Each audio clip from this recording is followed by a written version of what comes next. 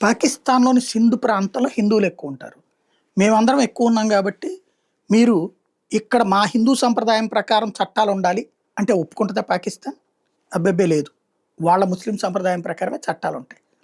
Even అక్కడ ఉన్నటువంటి ఆడపిల్లల్ని కూడా వీళ్ళు బలవంతంగా పెళ్లి చేసుకొని ముస్లిం మతంలోకి మారిపోయిందంటే, చివరికి అక్కడ కోర్టులు గూడా అవును మారిపోయింది గాబట్టి అమ్మాయితో గురించి మీకు హక్కు లేదని జెప్పేసి హిందూ సంఘాలని, హిందూ ప్రజల్ని అడ్డుబెడుతున్నటువంటి. అంటే అక్కడ వాళ్ళ మత చట్టాలే ఉండాలి. వాళ్ళ పద్ధతిలోనే ఉండాలి. కానీ అదే పాకిస్తానోడు జపాన్‌కి పోయి, జపాన్ మీద లొల్లేం జేస్తాడంటే, ఇది మీరందరూ స్వేచ్ఛాయుతం అంటారు గదా! బాధ్యతాయుతం అంటారు గదా!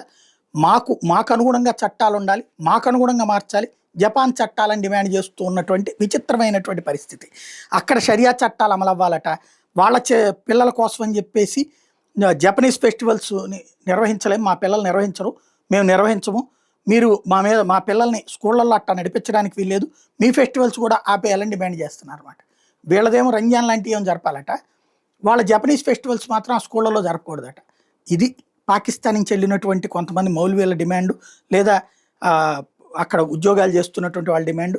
దీంతో పాకిస్తానుల మీద చిర్రెత్తుకొచ్చి ఇష్టమైతే ఉండండి లేకపోతే పోండి అనేటటువంటి ఉద్యమాలు జరుగుతున్నాయి.